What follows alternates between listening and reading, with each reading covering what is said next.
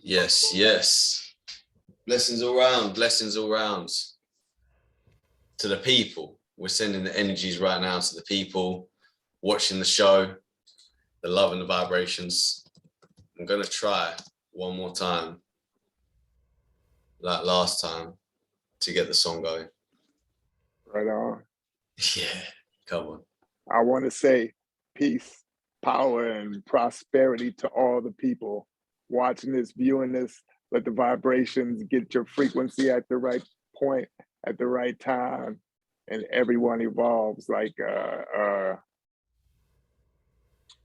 caterpillar at their own time. Turn into a butterfly. Yeah. Metamorphosize. Right on. All right, let's see if we can share with sounds. Okay, people, here we go. Let's see what the universe has got for us today. It's the slapper. It's the slapper today. Get ready. We're bringing the three wise men today.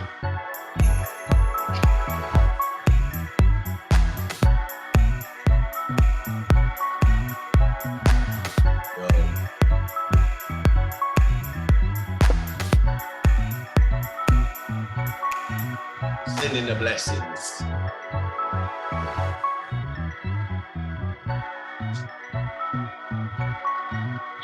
Three wise men. Hey. Yeah, we got a big one today.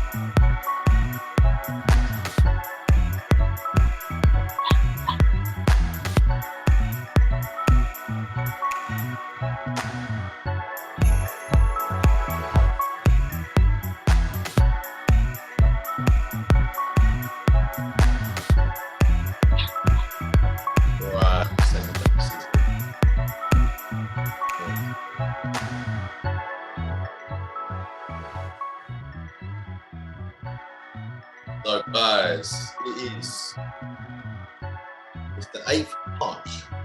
It's the 8th of March today. Tuesday. And it is apparently International Women's Day today. Yeah. And shout out to all the ladies, the mothers, the daughters, all the women. The highway code has changed to help protect people walking, cycling, or... Don't need none of that. None of Yeah, that. so this is the chart for today that we're looking at. It's kind of interesting. Okay. Lilith is still about lurking there in Gemini, getting us to communicate some of the stuff that we need to communicate right now. Some of the darker sides, I guess, really, but everything's in alignment. Everything's chilling together. That's a big part of it. And I don't really know much about the astrology, but I guess tomorrow does. God bless. So that's gonna be a big one. Mem's coming in. Ah, Felix is here. Hey, I guess it's here. All right. Perfect. Yo. Yes, bro. Yes. We're straight in with the recording, bro. Yes, mate. Yes, guys. Hello. Yo, Hey. yo. Greetings, greetings, greetings. Hello. Hi, nice to meet you. I'll put Yes, this- bro. We're straight in with the recording, if that's all right, bro. Hey, brother. I went straight in with the recording. All good, man. Beautiful. God bless you, man. How you doing? Good, thanks. Yeah. How are you? Yeah, I'm good. I'm good. I'm feeling very nice energies today, to be honest. The Good. day over here is like 6 p.m. The day's kind of rolled by. It's been nice. It's been nice. What's? Yeah. Hi, Oh, guys. Nice to meet you. How you yeah, this doing? the I'm Stony first. P. God, sorry. Yeah, Cool, man. Nice to see you. Stony P. Stony P. Yeah, representing Atlanta, Atlanta. doing Wow. well, sending Okay. out good vibrations, getting that frequency together. Oh, it's cool, man. Nice one. Yeah. I'm in Barbados. Nice. Oh, nice. Yeah. From same area as Ads, but yeah, England, London, but yeah, here in Barbados now. My Mm. daughter's favorite beach in Barbados is called Pebbles Beach. Pebbles. Pebbles, Right on. yeah.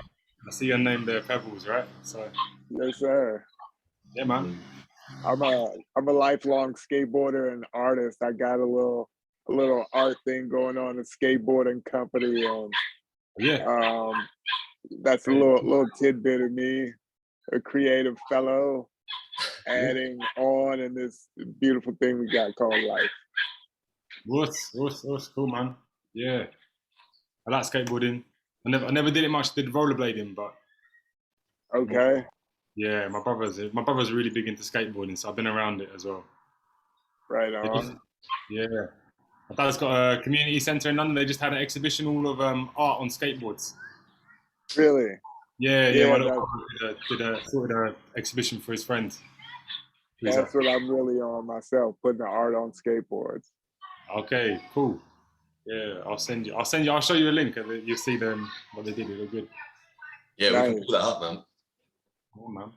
What's Beautiful. God Yeah. bless. Yeah, this is a beautiful, blessed episode today. Feeling the energies. We've got Felix Price here. Felix, absolute, God bless you, man. You've helped me a lot personally in my journey and continuing to help me like on a big one. Like I've been doing a course with Felix. I don't really know how to I don't want to describe it because I want to let you describe it kind of thing, but we can go with the flow really. We're saying today it's like International Women's Day. Yeah. Yeah, so just sending the blessings out there to the ladies, sending all the shout outs and everything. And yeah. Definitely, yeah. Yeah. So I've got questions lined up for you, bro. Okay. Like, I wrote down like a load of questions, like just in no particular order, I guess. But if you're I'll start with one off just to get the ball rolling. What is the meaning of life? The good one, huh? Yeah.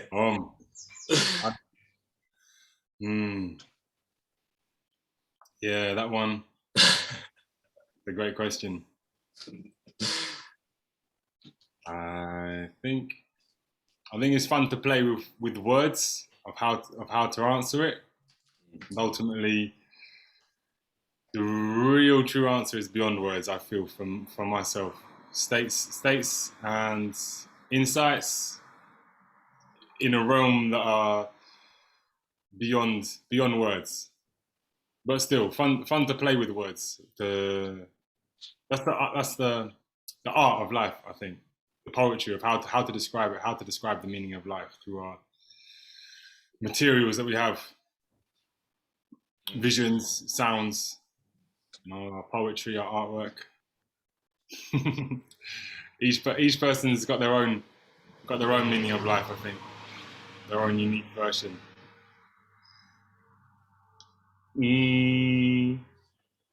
Yeah. Hit me with another question. Let me. That was a big one. All right. So yeah, who are you? That's a big one as well, but I think it's a good one to start. That's a great question. So who am I? Yeah. Yeah. Well, my name is Felix. I was born in London, 1985, and I describe myself as an artist.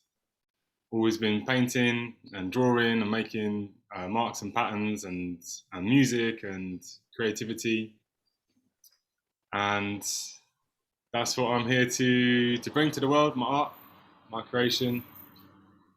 I'm a man. I'm a human. I'm a spirit as well, more than the body. Before the body, beyond the body. Like us all, eternal and infinite. Us. These are all questions that could just go on for on and on. Yeah, I know. I had other questions, but I think we should get up some of your artwork and check out, because I can pull it up on the screen. Okay. And then we can like talk through some of the stuff. I just say I see the D for distract, right? I like that now. I just clocked what it is. It's a D, yeah? Yes, yeah, distract, yeah. Mm-hmm.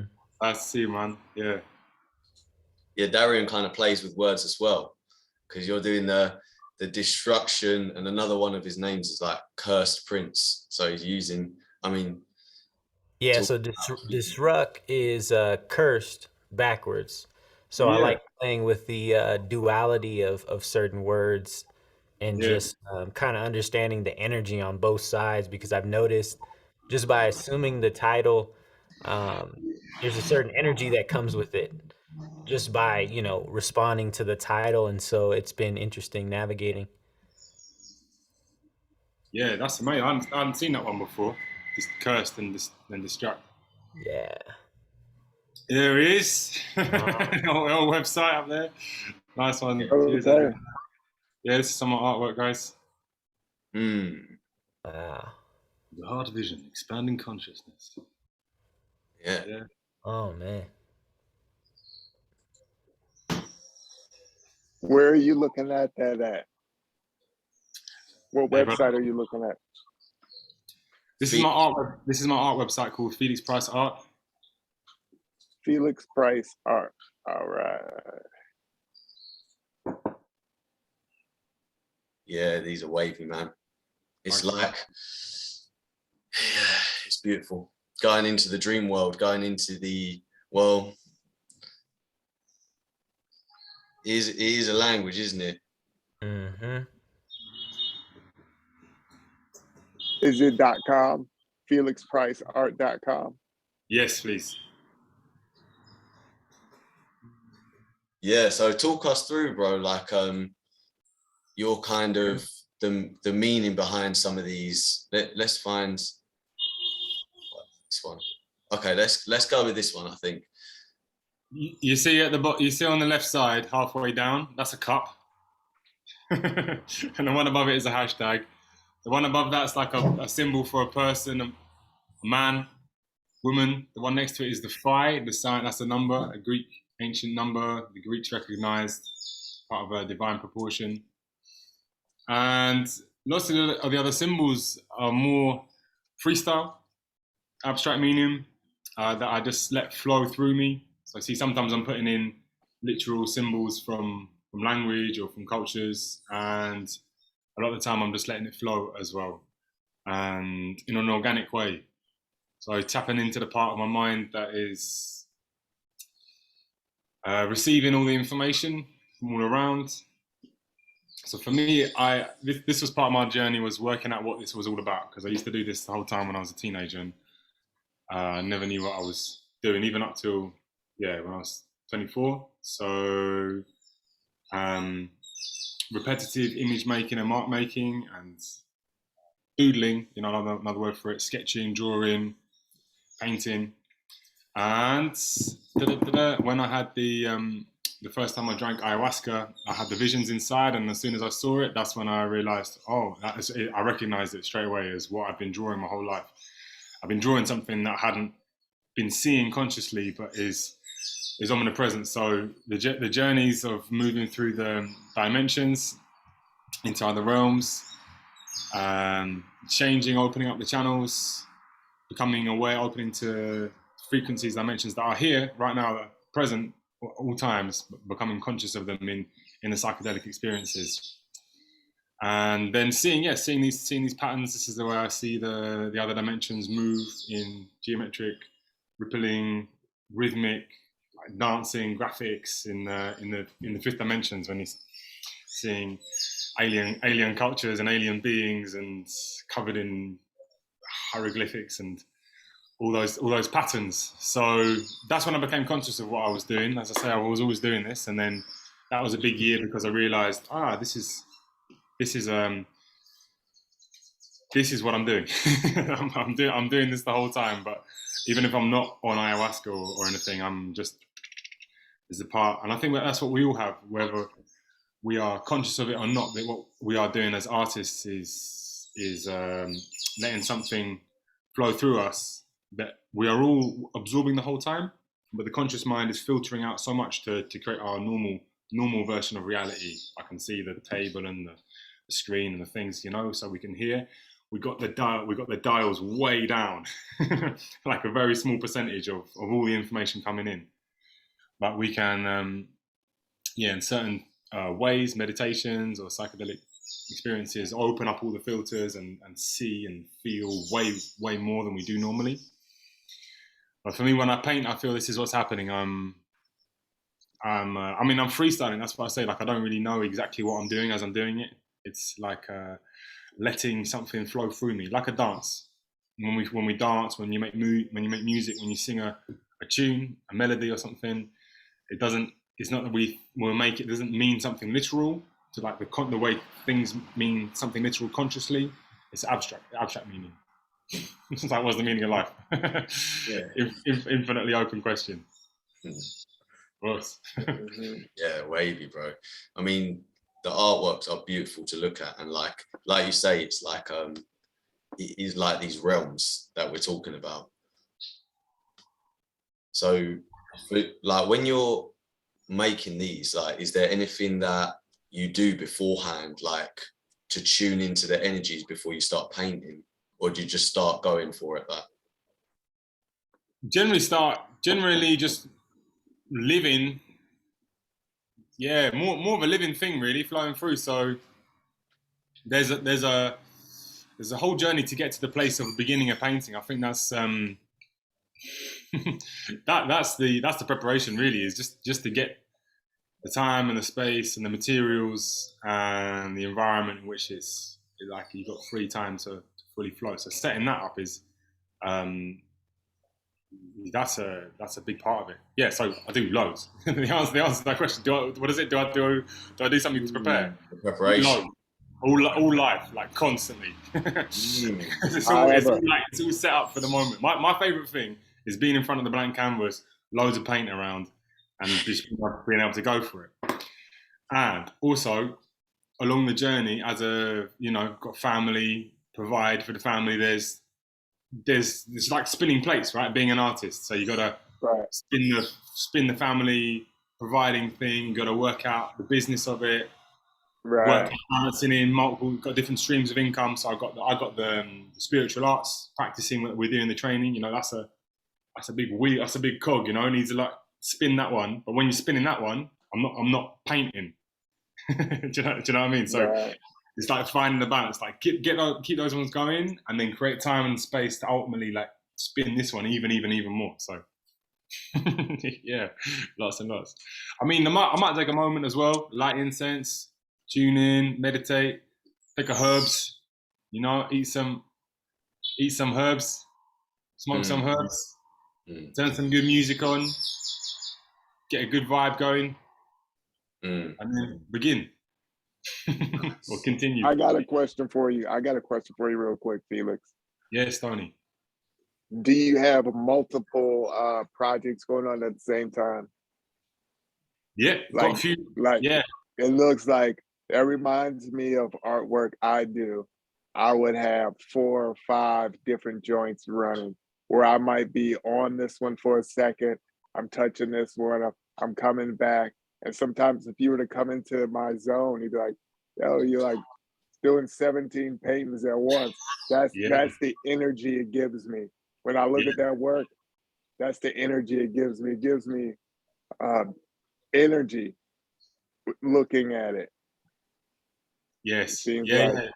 Definitely, seems man. like you're the Definitely. artist to have a lot of brushes Yeah. going at the Definitely. same time. Yeah. Vibrant. I get vibrant frequencies from it. Well, man. Thank you. Yes. Yeah, yeah. Read it spot on, man. I often have a lot of canvases, and I'll go 1-to-1. I'll get a new color, a new brush, with a new spray, and just go like each, like one after the other. You know, have them all out all at the same time. So I'll do a whole Right. collection that are quite like similar color palettes. You know, I might Yeah. get out a whole load of things on the ground and prime them all the same color, like as a Yeah. base, like sculptures as well, different objects, bits of wood, doors and stuff. Prime them all the same color, and then after this, go color by color by color. Yeah, so yeah, as much space as I've got to spread out and make a mess and make a big load of paint spread out all over the place, I'll just turn it up. I can dig it. Mm. Yeah, these are wavy, bro. Through a few. So this is like when Neo can kind of like see in the Matrix. You know, he starts seeing the code. Mm. Yes. Mm. Yeah, we're made up of it. Wavy, man. These are from 2020. Oh, these are old Okay. ones. These are Yeah, this is stimulating me to get on my website and re-up the new collections. Yeah, yeah. these ones changed. These ones were big for me. Felix, do you feel like you go through seasons when it comes to work? Like, do you find certain themes and patterns more present in your work that you've been able to identify kind of in retrospect? I think emotionally, I can see over the last few years like emotional seasons. When at a certain point, a few years ago, I was going through seemingly loads of things that were very challenging me and testing me in different ways, and also my my grandfather, who's an artist and a big inspiration for me. I see like he was winding down towards his last day here, over a year and a half, and I'll be visiting him and da da da da. And I see as well it's like the color palettes were getting were getting darker, and then when he passed, when he flew, it was like magic. The next day was all this bright pink and gold and bright yellow and all like these super bright colors. Because I was painting, one of my studios where I was painting a lot of these ones is in his garden. So he in this shed that he built like 50 years ago. So it's in their house, in their garden. So my grandma's still there now. And yeah, so I think as an I don't think really the seasons like spring or summer, but yeah, I definitely think that was like an emotional season I went through, and then mourning, and then relief, and then like the colors coming back. Mm-hmm. That first week, I was like, this is what's been going wrong. It's like I could feel it. Like my granddad was like not comfortable, you know, because he was okay, and then all of a sudden he went really down and was quite low for a long time before. So that time was like, yeah, wasn't like I wasn't painting normal, you know. Mm-hmm. Yeah, I mean, otherwise in seasons, like, I'm here in Barbados, and it's like just hot season the whole time. So hot and sunny is like the permanent season here, pretty much. So yeah, they're bringing quite tropical energies to the paintings recently as well. Tropical colors. Yep. Yeah, the colors are like almost like archetypes of like ourselves. Each color is like probably like got a personality or multiple, you know. And yeah, it's this visual information is it's like one of the deepest types of information that we can get, tuning into the energies. Yeah. merging together, the alchemy, the artistic blend. Mm. Mm-hmm, mm-hmm, mm-hmm. Yeah, same with you even. So that was like, yeah, I feel like that was kind of I was asking you at the beginning, I was like, who are you? And I was like the big like you know, all of the artwork and seeing the stuff. But what's like an intro into like the stuff that you do as well, like in your life? Like we've got the artwork, but also you've got like a whole nother background of stuff that you do. And so like, what's your life, basically? I think that's the question. What is your life? What's my life? Oh yeah, sharing the things that I love. That was always a part of it. Which ultimately is the artwork as well. Is sharing things that I love. I paint the paintings. I love to look at the paintings, and then I love to share that. So that's one way to share the thing. And then also, well, to go way back, when I was a teenager, all of a sudden I started getting these crazy back spasms, and I've been got really tight in my lower back, and actually had to go and like see. I had to work out what was going on with this back pain. It was called sciatica. So I used to sometimes be walking and then get this back spasm, like agony going down the back of my leg. So I went to see an osteopath, and she did this really amazing click on me, deep lower back click, reset, and all of a sudden I felt all the tension releasing, and then I started looking at other ways to help it, and then I saw a yoga sign, and I went to the yoga class, and that completely changed my life again.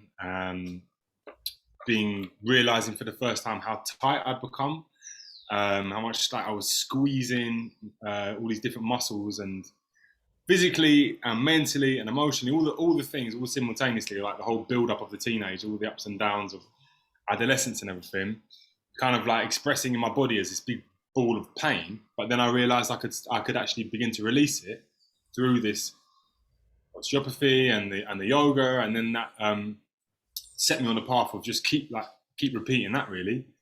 So in a way, and then discovering I had this innate connection with the yoga and those traditions there. So I started going to India, and the whole time I just started sharing it with friends and stuff as well.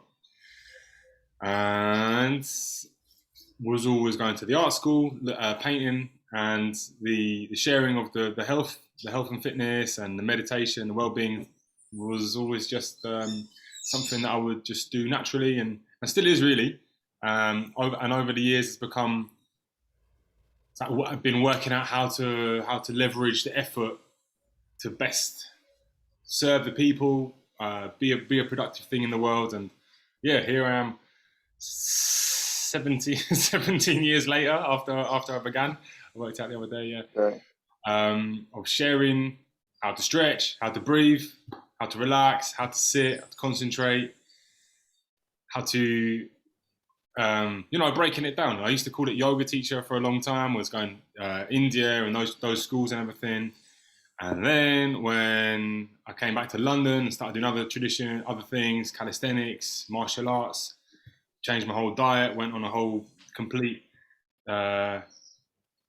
spin of life from being super vegan and really into the yoga in India. Then I was back in London, like training in these crazy martial arts gyms and eating loads of meat and practicing to get stronger and stronger, and sort of put up in the air, what is it I'm doing, and do I feel authentic to call myself a yoga teacher? And that answer changed, and so I began to call what I do mixed spiritual arts for me, which was a way to say this is everything. Everything's spirituality, everything can be spiritual art, and here it's open to everyone's own interpretation. So with the respect to yoga and the traditions, and also their observances and their restrictions and their diets and their practices that are like deeply established in those cultures and those traditions, I kind of found peace with calling it mixed spiritual arts. So that's what I'm on now. Mixed spiritual arts, and the Urban Avatars is a way of, that's like our community name, brand name, business name. But yeah, more community and vision is Urban Avatars. So was living in Brazil for years, going over there, Amazon and the forest, and getting far out in the nature with all the different gatherings and things there, and tuning into this avatar. All the things about the culture, that word like keep coming back. People just calling me Avatar, and then the film, and then even the cartoon, and the whole notion of being an avatar, and then coming back to the London, tuning into all those things, like the forest energy, but within the city. So it came through Urban Avatar Mixed Spiritual Arts, aka UMSA, which is also like a mix of Om and Us. So Om from yoga and Us from martial arts, put them together, UMSA. Yeah. Us. Yes. Us. Yeah. Yes. I'm gonna get I feel like I should share as well, because Instagram show the preview as well of one of the courses that I've been doing with Felix for like, I've been doing it. I've been doing this. This is my wife, guys, as well. That's Deanne. There's D. Yeah, God bless D as well. I'm doing a course with both of you. This is my daughter. Yeah, you joined in the Prosperity Keys. Wicked, bro. That's amazing. Yeah. This is the 21 for 21. This one, I think. So this is a course I've been doing for like, I think I've been doing this for like, I've been doing it for 9 months, I'm pretty sure. Almost every day. I think you did it. I think you did. You did. Yeah, you did the first one. Yeah, I'm pretty sure I did the first one. Yeah. Yeah, so it's a combination of exercises, breath work, and movement and meditation in 21 minutes. And the challenge aspect of it is to do it every day for 21 days in a row as part of a group. Do a video of yourself like this one, a time-lapse video, and share it to the group. And like this, training consistency. I got that's from like last year, this one, and that practice is amazing. That practice is like it's changed my life, to be honest. It's just giving me that discipline at the start of my day, and tuning into different energies to start the day. And at first it was just a measure of discipline, and it still is a measure of discipline, but now it's more of a kind of it's how well can I tune into the start of my day kind of discipline, whereas before it was just the straight up, can I do it every day? Yeah. The morning, having it done in the morning is really good. That's the essence, win the morning. Definitely. Yeah, it's changed my life as well too. You say it changed your life, definitely changed my life as well, man. Yeah, it got so like in what way? It's the most successful way I've ever leveraged my energy to help people, and it's the most benefit people have ever got from my energy. Yes, bro. 100%, man. It's so compact. That's I think over the course of like 9 months, I've like unpicked fractions of it and been able to be like, that's what he's done there. Like he's put that in that bit. Like, so like the example is like the other day, it finally like kind of imprinted in my head that through the beginning of this kind of practice is like a meditation and an om, and the first thing you do is basically sit down, hands together, and then you do self-love, gratitude, and then a dedication to set off your start of the day, and an om for each one every single day. And because it's all compact, it took me so long to realize what I was doing every day. But when I realized it, it was it was very powerful. I was like, yes, Felix knows what he's doing. He's a wise man. Right, like hit there, that checkpoints, I think, those three, you know, if you've established those, you can just do it. Right, put your hands together and take a big deep breath. And then first one, big foundation, self-love. Sing the sound, and then gratitude, what we're grateful for. Sing the sound, and then who am I doing? Is like, think of someone else. Like, let it, you know, go beyond yourself. Think of someone else, someone, you know, someone you love, someone in your family. Sing the big om, and then go straight into the breath work. Yeah, it's kind of it's a crazy rush, really. It's a like world's greatest hits of spirituality rush for 20 minutes, and then it's done. And that's, I mean, that's what this is. It's been nice. It was nice. I did doing longer ones as well.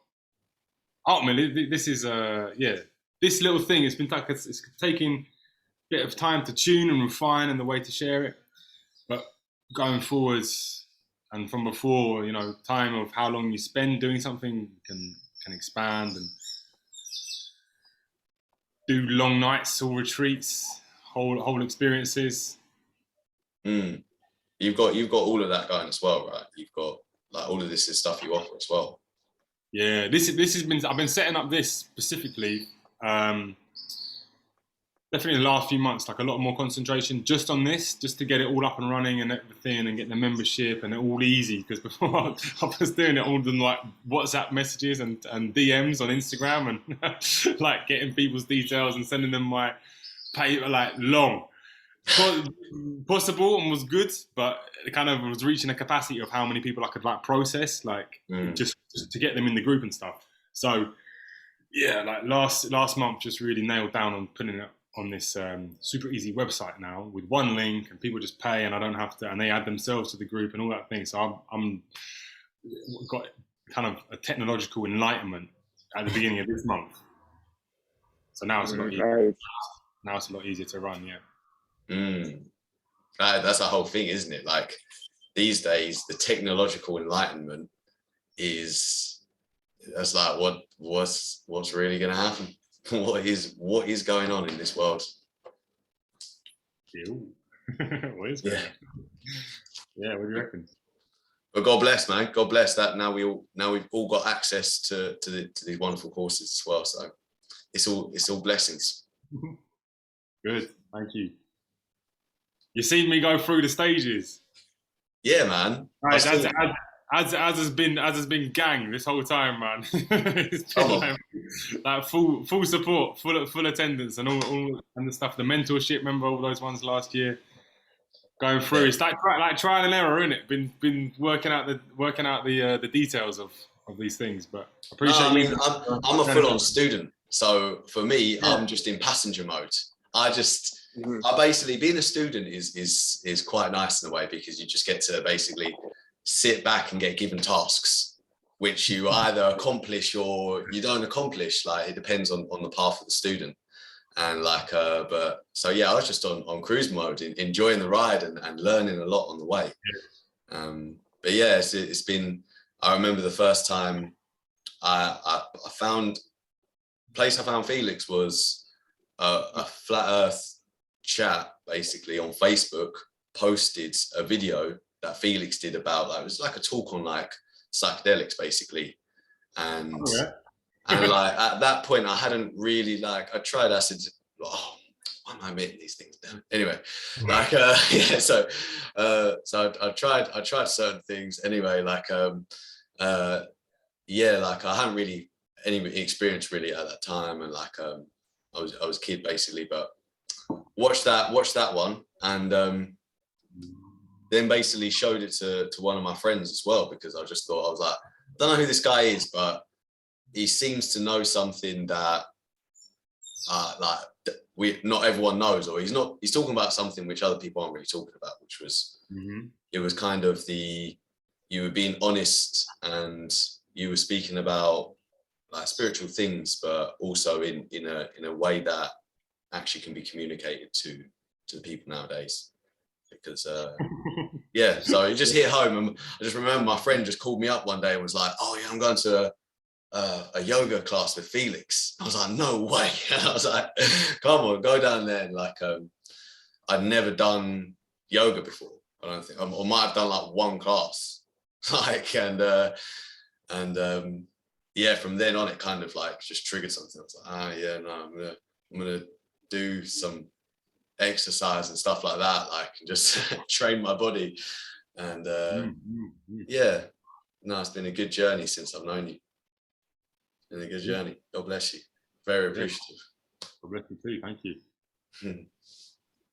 I don't know. Sorry, I was gonna say I don't know what the flat Earth thing. I didn't know about that. I was being shared on that, something like that though. Yeah, it was someone who knows you, I think, because they basically said, they were like, I've known him for a lot of years. Well, anyway, like I don't know what like your opinion is like on that. What I think I do.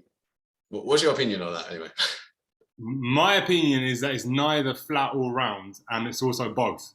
And I'm actually everyone's in the center of their own simulation. So within, each person's got infinity forwards and all directions around them and within. And then, like metaphorical, if we think about the way that people play the computer games within this world. So if we were playing some computer game, we could all be joining in the same space, right? I just know the army one or something, right? I used to see when my brother he's playing this thing and he's got the headset and he's got 4 screens. Oh no, he's got a thing, but there's people around him, right? And he's chatting to people. Someone was in Japan, someone was in Canada, someone, you know, and I'm like, what are you doing? He's like, yeah, I'm playing this game. So they're all in the same space digitally and online on the internet, you know, they're in this realm of Call of Duty. And that's my opinion of what we're doing now. So we're all actually from a space that is beyond this micro location, but we're within here. We experience the Earth, planet Earth, the realm of this Earth in all its spectrum of experiences. But it actually doesn't. It's all the solidity is an illusion. Like we're not even really here.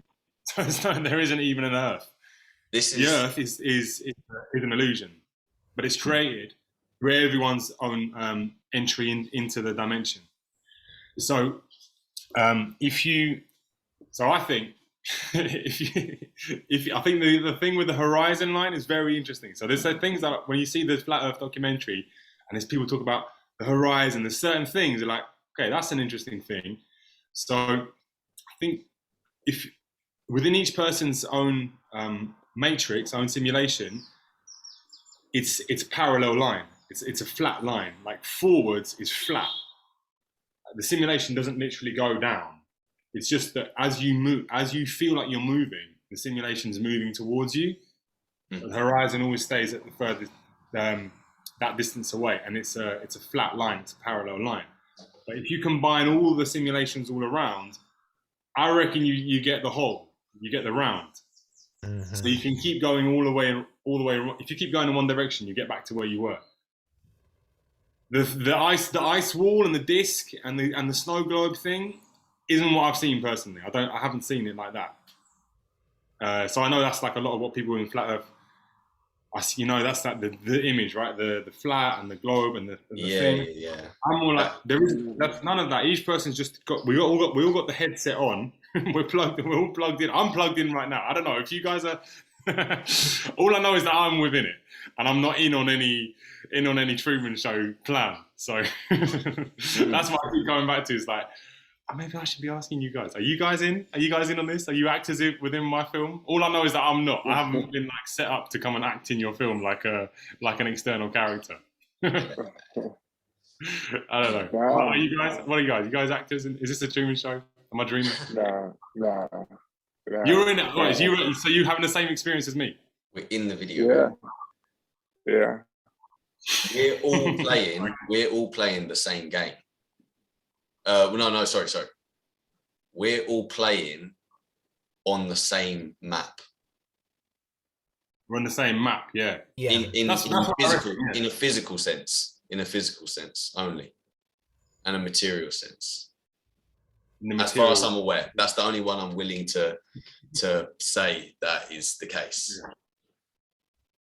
So that I think that says a lot. I'll tell you the truth. Yeah. I know that I don't know. I know that I don't know all of this. No doubt. Me too. Yeah, what I know, I know that what I know is like this much of the whole thing, and I'm okay with that. I'm at peace with it. I'm at peace with like, okay, I'm going to be within this and do everything I'm supposed to do within that little bit. And I know that in the right time, I've had moments where you see it all and then come back to it, come back to the, you know, my thin slice of reality. And every time it's like, okay, cool, get the mission, get the duty, the bigger picture, and then come back to it and then do tasks. Yeah. I got tasks. I got shit to do here. For real. So No I'm like, okay, I'm at peace with. I'm just here in my little sci-fi, in my little sim, being an avatar. Not really here, but actually I'm here still. But now I'm like, okay, I've got to do all this stuff. So I'm just. That's my intention. What would you say the that kind of innate feeling for the tasking comes from? All right, I'll share with it. It's the vision to basically set up a space where I can go in forever, go into meditation forever, and it be sustainable and like good for me to do it. Because what was happening 2009, 10, 11, 12 is I was going like so deep into the retreat, into the meditation, into the journeys. When I went to Peru the last time, and I stayed there for a month with one family, and we were drinking like nearly every night, flying, and I was like doing that for, you know, a fortnight, and I'm like 13th ceremony, and I've got a plane ticket. I've got a ticket back to London in like a week's time because of currency in my pocket. And if I had, you know, I'm like, you're gonna start having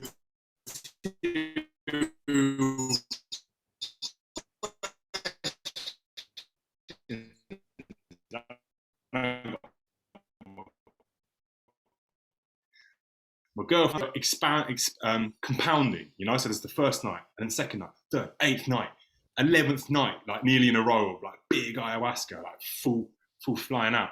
Hold on one second. I'm like, what happens if I don't have to leave? What if I could just live in this setup permanently and be able to keep drinking ultimately till I got my own personal download, was learn how to fly and then levitate in public for people, and then that'd be a way to catalyze the awakening of humanity to realize that we've got all these other abilities, that we're hardly scratching the surface of the human abilities, the supernatural abilities, you know. So I was like, that felt like my mission, my duty in that space was like, boom.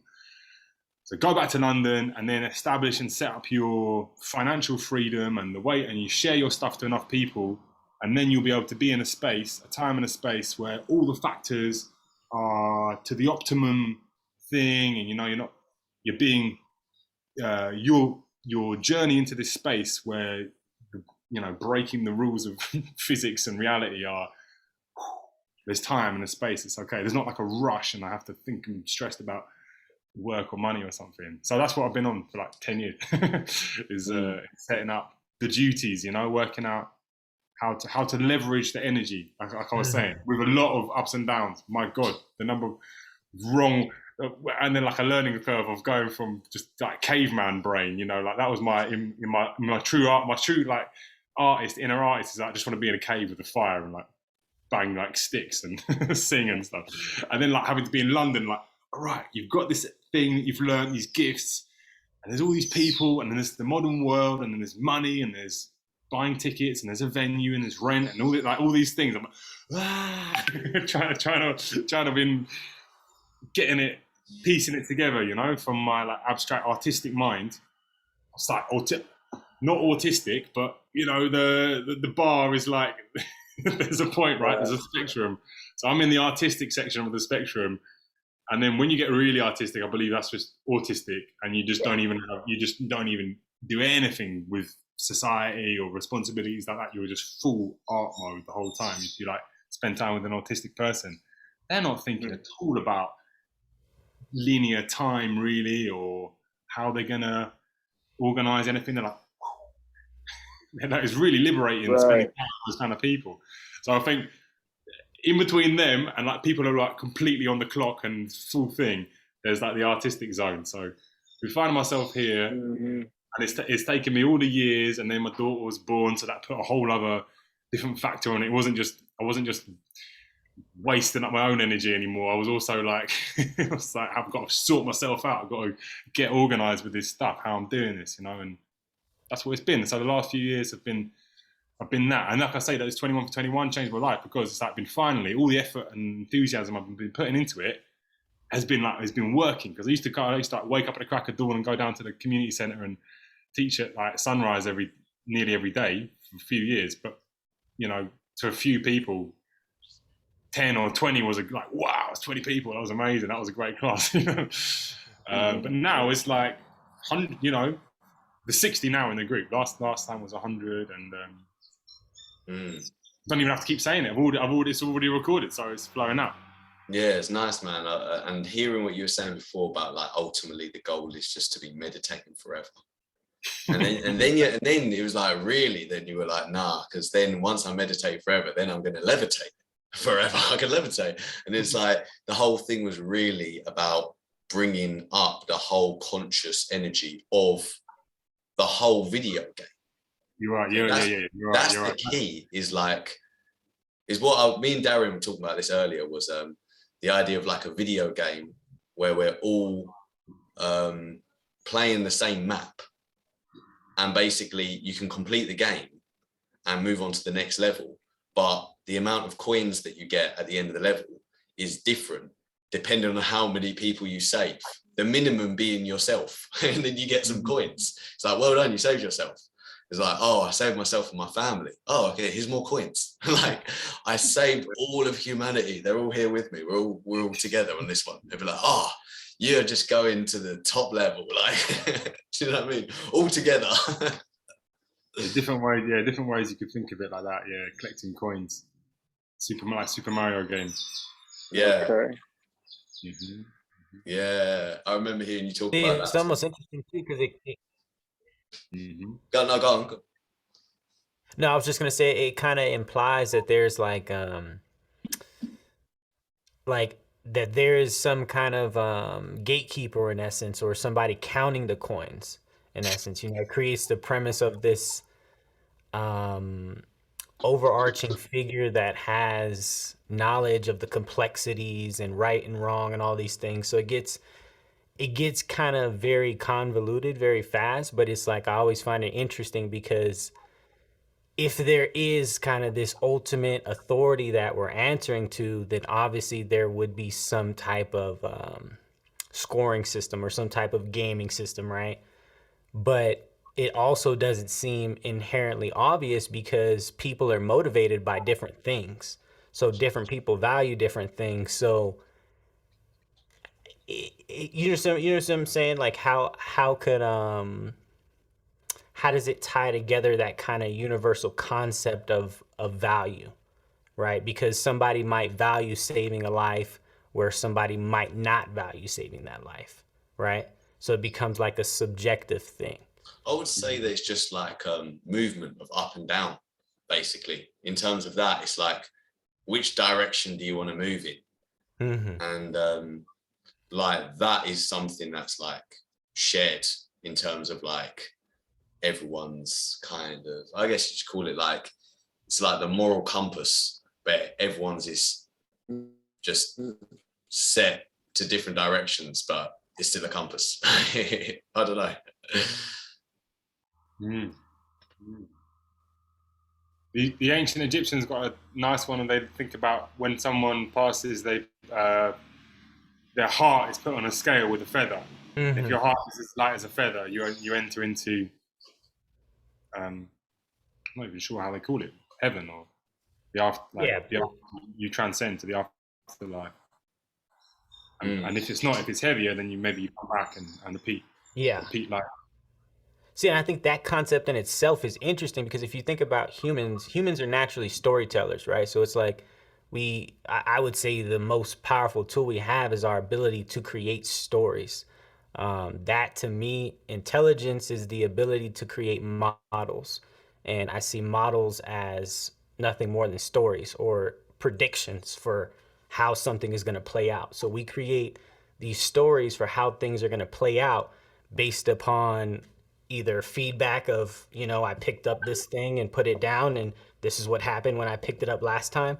So we kind of store these experiences over a lifetime and tie everything into this universal one belief, right? That we call the universe. So we tie everything back into this one system. But even the concept of the story of creating a system in which somebody's attachment is weighed, because ultimately we're talking about material attachment, right? How attached are you to the money, the title, the position? The more you're attached to these things, the more heavy you're going to be, because these things are very dense in nature. They're physical, versus the vibratory sense of it, where that's kind of the concept or the idea that's very light, and that's kind of what we're pulling down and translating into things, the ideas, the inventions.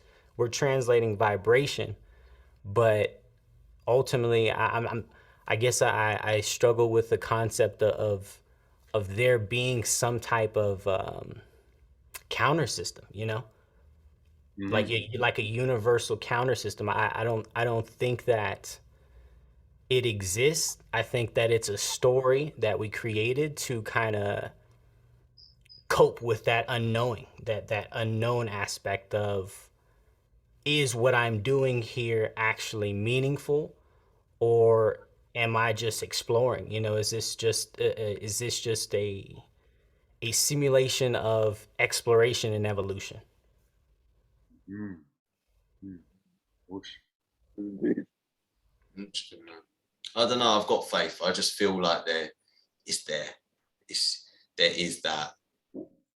There's something always counting, and it's us. It was always us to begin with, and it's like distilling yourself, I guess, and just being like, I'm gonna end up getting rid of myself partially, but that's it's not even going to be get rid of. It's just going to be separating, basically. So if there was no grading system, you think the total tyrants are gonna win? They can just get their piece and like, yeah, I've done all of this evil, and well, they're probably just gonna keep repeating evil. Evil just is repetitive. I But think if it's there just a was, rebrand. Yeah. yeah, They do it to themselves. They do it to themselves. It's like the same archetypes playing out the same stories, but you have, and that's why it's interesting, because I don't even know that characters ultimately can choose differently, because that kind of gets into the whole concept of free will, and if everything is kind of predetermined, so, and if we look at from a predetermined standpoint, if all of our lives looking back in retrospect make perfect sense, then one would assume through induction that looking forward, everything would make perfect sense. So there's kind of the evidence for that that kind of exists, but it's something. It's that's deep. That's deep right there. I would have to. There's got to be a grading system at some type of the creator ultimately, when he gave free will, that's the whole thing of duality. For as much good, there's going to be the same amount of bad. And I think when it just manifests itself, that yeah, I think that yeah, I think there's some type of grading system, and sometimes you win and sometimes you lose. Type that's how the law of averages has played out a little bit thus far with man.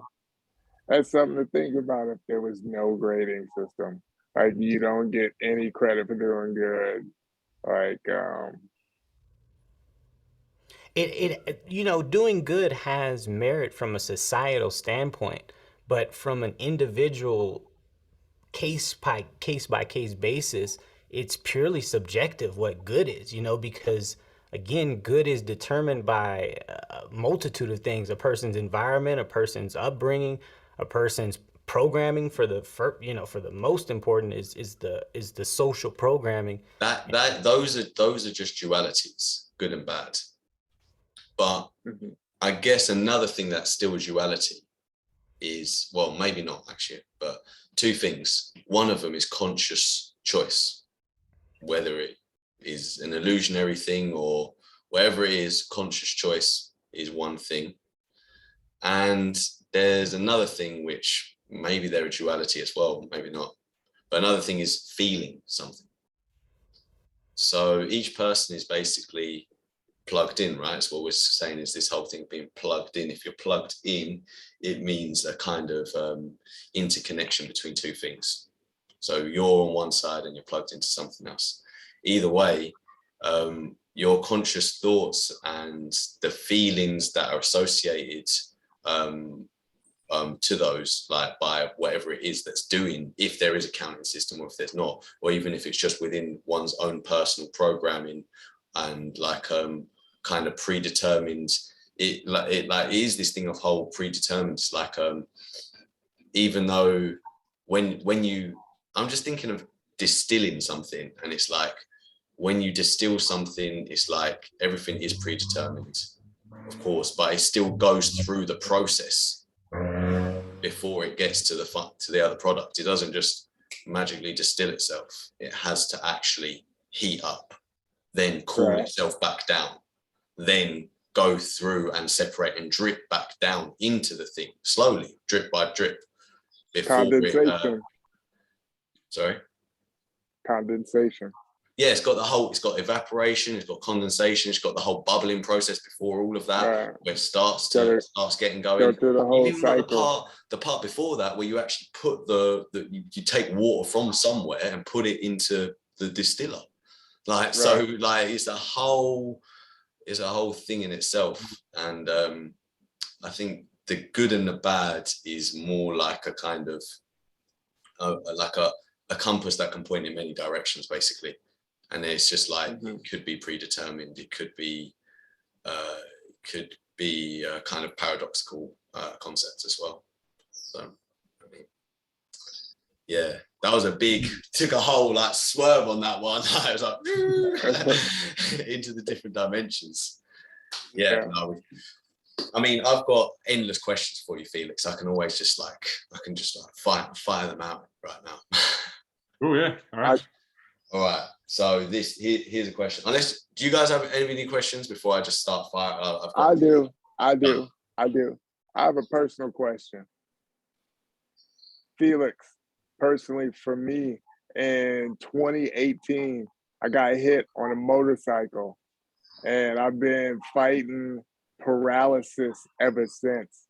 And part of my whole journey is getting centered back. What type of breathing exercises or things like you guys are doing, calisthenics, a range of motion, can I possibly do? I can move everything down to my bowels. Like what would a person in fighting this fight, what would you say, what type of regiment is breathing? And there was a part of me going through this whole journey of just being able to meditate, I've been running for like decades, and then post accident, it was a whole thing of finding myself, like how would I be able to flex and I can only move half of my body? The first things that came to mind for me were the teachings of one man's teachings. Oh man, I can't remember his name now. But it's he talks about like the training with the mind and reactivating the body through mental control and journeying. His name, man, he's a fantastic modern teacher, and he had a terrible accident, a cycling accident, and had some kind of paralysis or breaking of his spine, and was in hospital for a long time. And the journey I've heard him describe is talking about mental mind-body connection.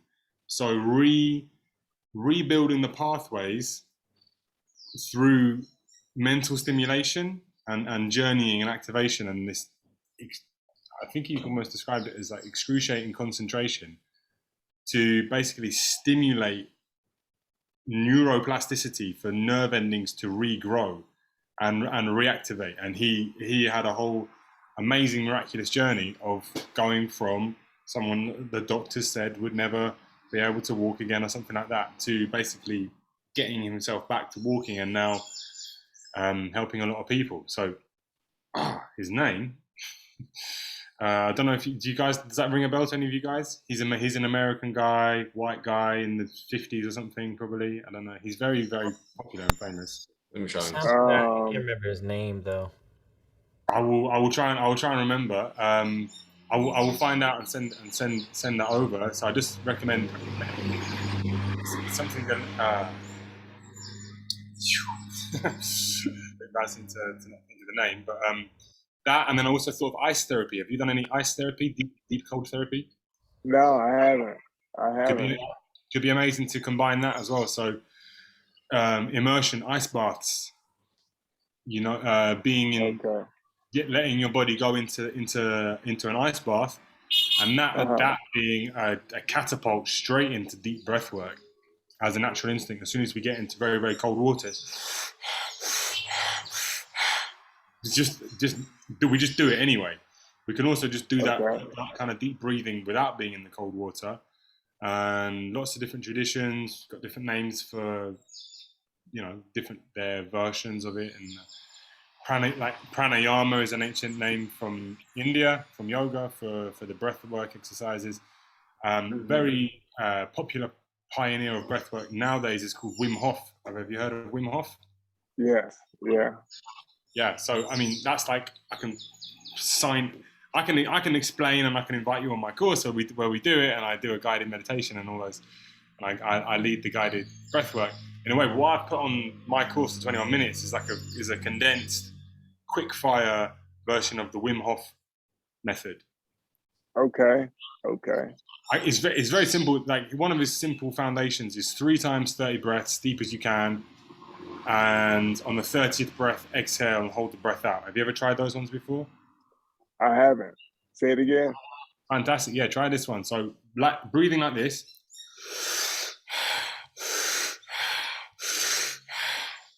Okay. Lots and lots of times. 3 times. Count 30 or so, 30 or 40. And on the last one, exhale, hold the breath out, and sit still as possible and as comfortably as possible for as long as you're comfortable. You can look at a clock. You can just don't have to look at a time. It's more just the feeling.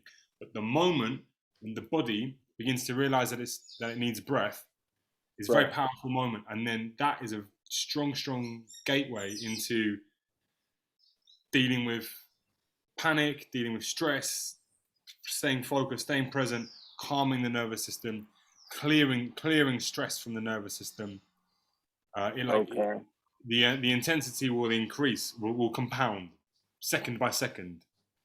As soon as you begin to feel it, it's like, and then at some point, you need to take a big deep breath in, you hold it in, you squeeze it around, you let it go, and then you do it again. And then that's like kind of step one of Wim Hof is 3 times 30 breath and each time counting it, and you can make it your own personal practice by timing how long you hold the breath out for. So on the last one, you fully exhale, seal if you want, start a timer, see how long. At first, maybe a few seconds, 10 seconds, 30 seconds, a minute, 2 minutes, 4 minutes. Okay. It gets very, very interesting. And it's always like, it's like life and death. We touch death right there at that point. Because if you don't breathe in, that's like the last moment, and you also feel the power of the unconscious mind. Is your body able to fight that? Loads. Loads. And then this is all part of the mental training. There's a good phrase I like from some guy. There's a really cool side tangent, but really cool new documentary on Netflix of the guy who climbed 14 mountains, the highest mountain in the world, within 6 months. He like completely smashed the record. The previous record was like 15 years, and he did it all in 6 months or something. And for all these guys, mind-boggling. He's having conversations with climbers, and they're like, "You can't do it. It's not safe." And he's like, "Guys, I get it, but listen, when we think we're fucked, we're actually only 40% fucked." And he like was in the the world, the special forces and all that stuff. So he like, when we think we're completely fucked, we're like 40% fucked. So that point when we think like, oh my god, if I didn't breathe in now I would die, isn't actually the case. We tell like in the car when you have the petrol goes down to 0, right, to E, empty. Right. It ain't really the empty though, is it? Right, it's a little bit more. I don't know if you guys scrape it a bit sometimes. I'm like, oh, a little bit lower. Yeah, there's a bit more in there. Yeah. So there's more. There's much more in us. You got a little wiggle room on each side, right? Exactly. Yeah. So that 3 times a day is basically a way to tap into that every day, and you can you can increase it. You can do 50 breaths, 10 rounds, and when you combine with the ice work, they like doing cold plunge immersion, it takes it all to the next level. Okay. Joe Dispenza. Yes. Yeah. Have you heard any of his stuff? Yes, sir. Very familiar. Okay, cool. So is that, am I right? Was that part of his journey? An accident, yeah, and his. Yeah, I didn't know that was him. I didn't know he had the accident. I heard the story that I didn't know that he was the actual participant, and I heard the tail end of it. Okay. Well, I think it is. I wouldn't bet 100%, but there was another one, documentary on Netflix called Heal. That was a cool one, and then I think I heard him saying that Heal. I like that one. Are you familiar with The Secret? The Secret, yeah. Right. Okay. So that's what turned me on to Joe Dispenza, and that's when Yeah. I actually don't know that. Yeah, shout out The Secret, spreading that. I remember that one. Yeah, that was like one of the first books that my wife got into, and then I saw it. Yeah, it's a good one. I just sparked a little brain cell. I gotta get that more in rotation on my visual. Joe. Yeah, definitely. Yeah, man. And then I'd say whatever exercises you can do with doing things in the mind. That's what I think he taps into is training in the mind to reactivate the body. I had a yoga teacher tell me a cool one about the mind being able to have like, if there's the normal pathways, because he had something like he cut something or had a very bad injury, and there's like the things that the normal pathways that were built. He described it like a city, like you've got the main roads, but then if something happened in the main road, there's the road collapsed or whatever, or something fell in front of it, the traffic can just go round the block and then carry on. And he's saying that with the nerves, the nerve endings are like can grow like the whole time. Is like ivy, like the plants on the house, they're growing round. And if they meet like a wall, they can just they can go around and carry on. So like, I don't know what happened to your body with this accident, or what exactly. I can't even. Obviously, Right. Right. I think this theory that he's talking about, and even I've had glimpses of understanding how it could work, is that you made your body, you made your nervous system from the womb. As a building block, as a program, as code, as a 3D printer. You printed. We all did. We all printed our nervous systems. We printed our bones out of food from our mother through the umbilical cord. We wrote code and created ourselves a spinal column and a nervous system and legs and bones. and a whole functioning program, right? It's Right. fascinating. It's absolutely mind blowing. We actually all did this when we were like this. We weren't even that. We were these, and then that, and then.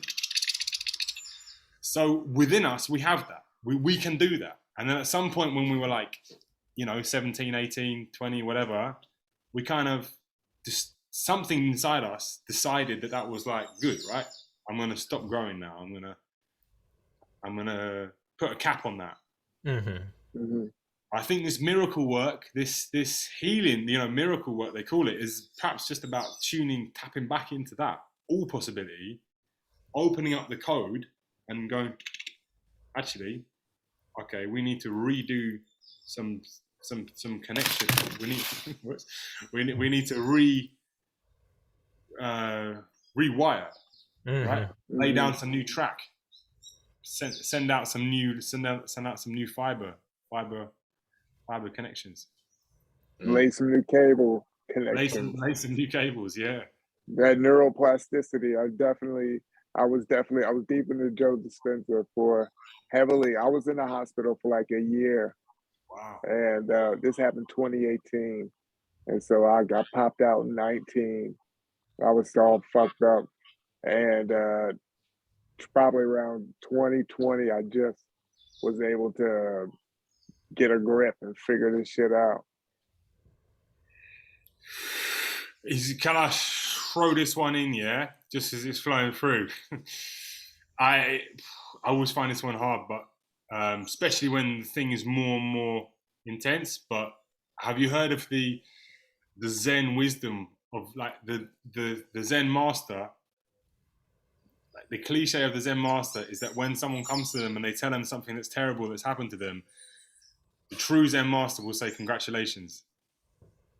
Okay. So, did anyone ever wish you congratulations to this from this for what happened?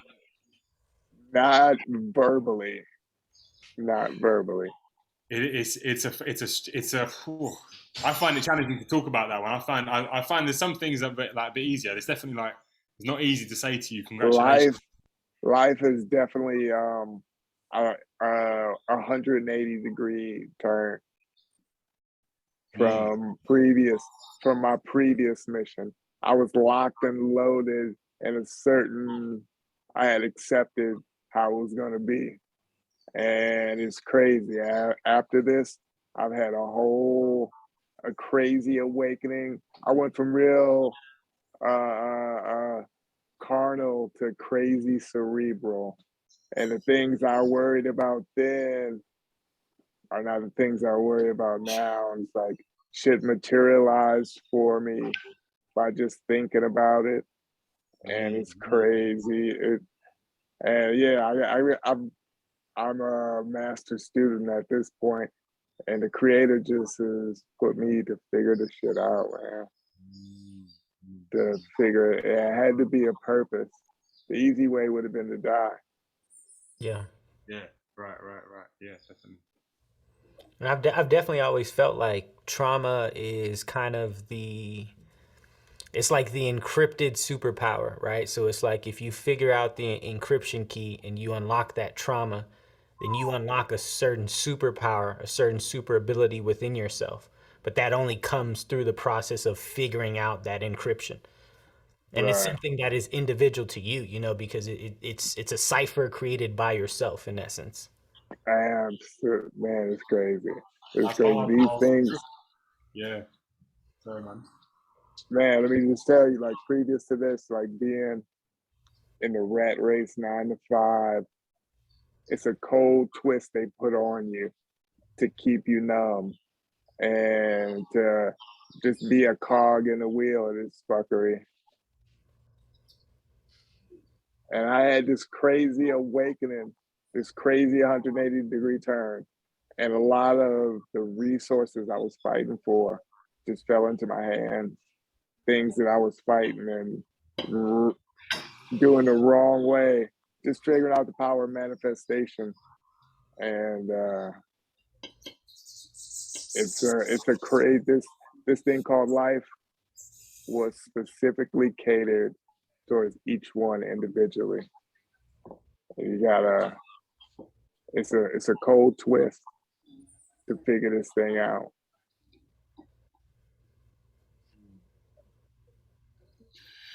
Question: what could you imagine if you could go back in time Yeah. to do it different? Like, this is sometimes what I ask myself: if things, the worst things that have ever happened to me, and all the things that I've learned from them, it sometimes pops up in mind. I'm like, wow, I've learned so much from that thing, and yet it was so traumatic, but I've learned so much from it. Right. What would I do if I could go back in time and not have it happen to me? Like, if I could go back and I would stand like before it, and would I want to repeat it, or would I not want to do it, but then not learn what I learned? Or would I just say, I thought about that. At this point right now, I've already been through it. If I went back, I've already, yeah, you know, I've learned the lesson. It was a lesson to be learned. I'm writing my memoirs, man. I'm telling you, I started early, and I had locked and loaded into cruise control and just accepting how it was gonna be. And the creator said, "Oh no, you got a mission. There's a mission for you there." Mm-hmm.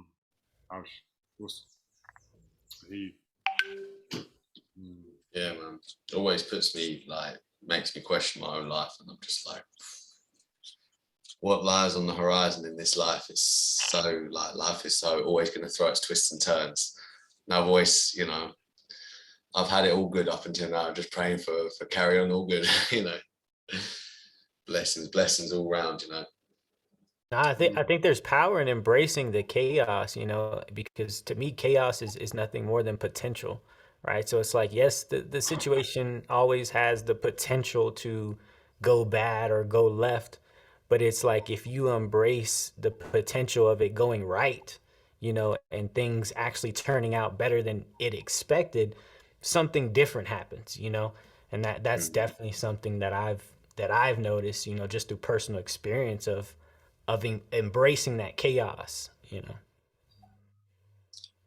One of the practices that I've been doing with Felix is basically the one of focusing on just your breath, as in purely focusing on the movement of the breath in a kind of very focused way. You're just focusing on your breath.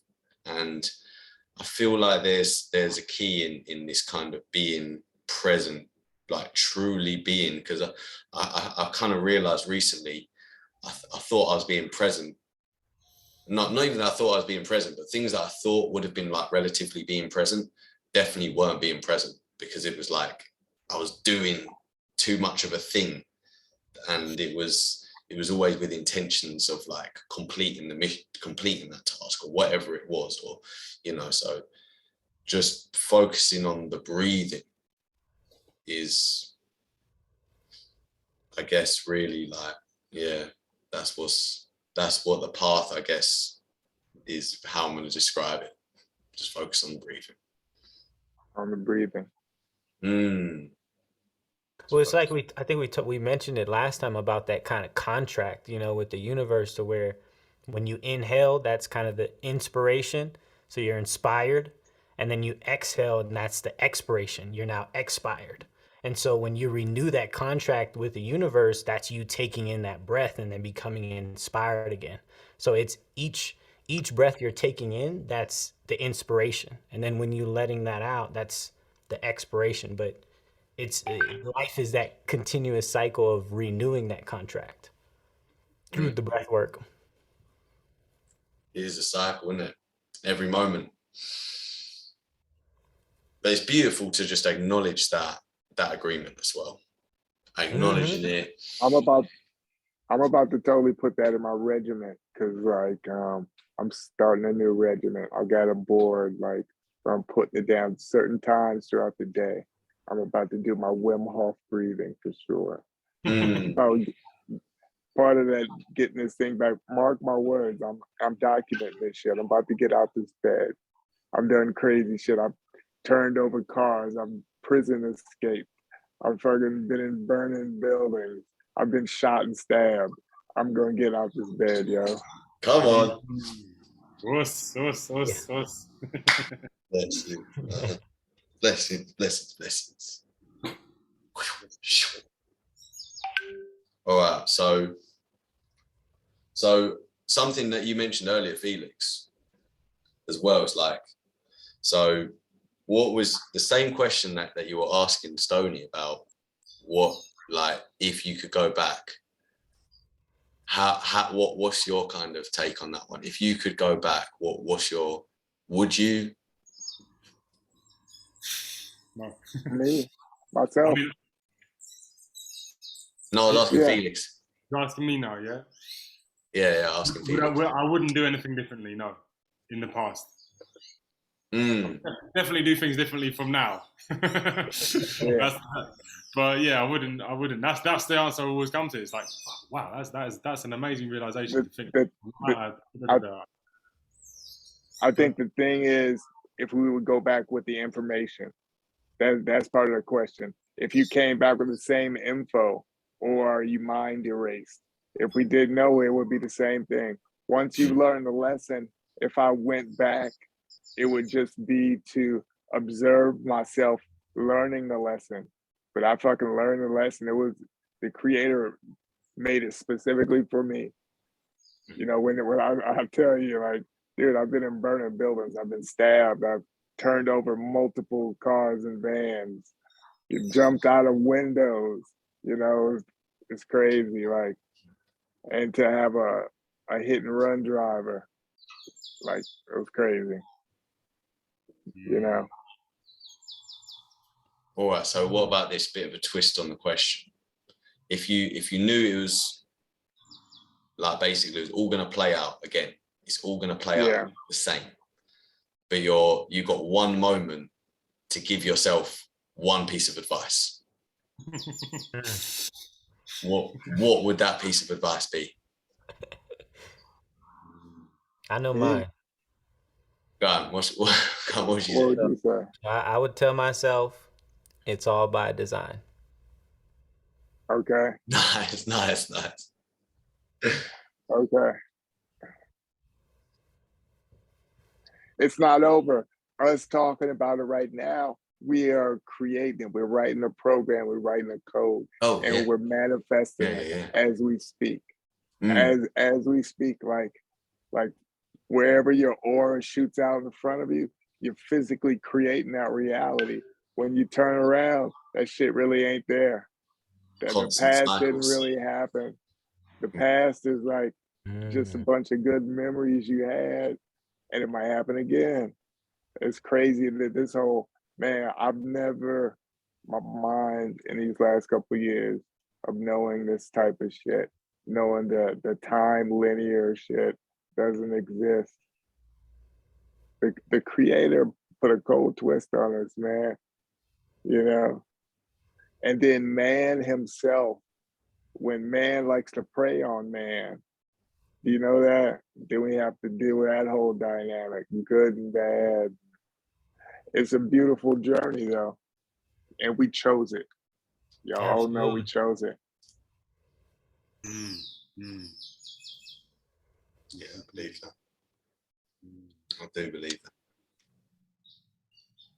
I'm curious, Felix, do you feel like we choose our parents?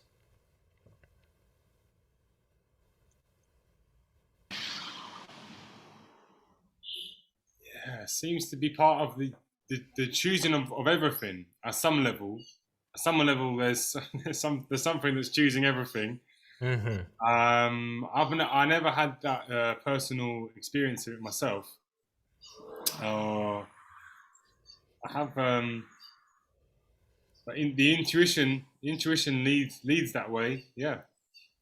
In fact, and some glimpse about like family reincarnations through like groups of souls, Crazily, I also have had glimpses of that change the dynamic in many different times and repetitions. So we've got many films, same actors in many different films, in many different versions of the relationships as well, which kind of blows my mind. Father, mother, daughter, son, husband, wife, brother, sister, grandparents, grandchildren, and how we could all have played many different versions of each possible interaction, which is a crazy thought.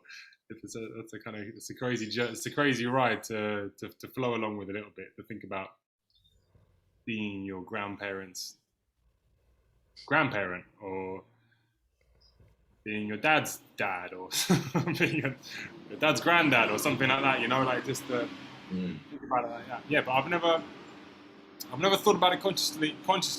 I'm sorry, I've never seen it consciously, but I've heard about that. We choose our parents, and yeah, I'd bet on it. If I had to put it on yes or no, I'd say yeah. With the thing of like tuning, like almost seeing or living different lives, it's like the one I think of as well is like living the life of like an animal, like seeing through the eyes of a bird, seeing through the eyes of a fox, or even like a dolphin, where you've got like the echolocation and stuff like that. And it's like trying to tune into these different modes. It's like I feel like now I'm at my current state of existence, I've gained the ability to shift perspectives in this way, like constantly shifting perspectives. And like I can like level it up even more and basically start seeing, and it like, seeing into the past, seeing into the future, seeing through the eyes of like a bird, stuff like this. And yeah. And basically, ultimately, it's like the whole choosing side of things. It's like we're choosing, and everything's been chosen, and it's like this whole, again, it folds out into another duality of like chicken egg. Where does it really begin? What really are we? Always chicken egg in some. Well, I don't know. It's a wild one. The universe we live in. Now that you just mentioned it, it just sparked a thought, but I think it's kind of interesting because when you were speaking, I was thinking of identity and how identity kind of is our grading system in essence, because if you're on your deathbed and ultimately you haven't lived enough life, right? Then you're going to, in essence, hold on to that regret, hold on to those what ifs, all those possibilities. And that kind of creates the weight in essence. But without that identity, there is no connection to that. There's no attachment to that. So you're able to, in essence, kind of be lighter than a feather because you're not attaching to that identity. You know what I'm saying? Walking that middle path. I got one. As you were saying, I remember you asking before, we were talking before about the counting and the grading. Who's counting, and how does it happen? And I had just one idea popped in. It's something that came to me last year, like actually when I moved to Barbados from London, is that I had always previously been thinking that enlightenment was something that it was about getting something more. Almost like you're saying, like collecting the points, right? Like that was kind of like, oh, if I'm gonna gather the enlightenment towards me. And actually, when I came here, it was a big reset, and it was actually like the complete opposite. It was the letting go of a lot of things that were holding me down.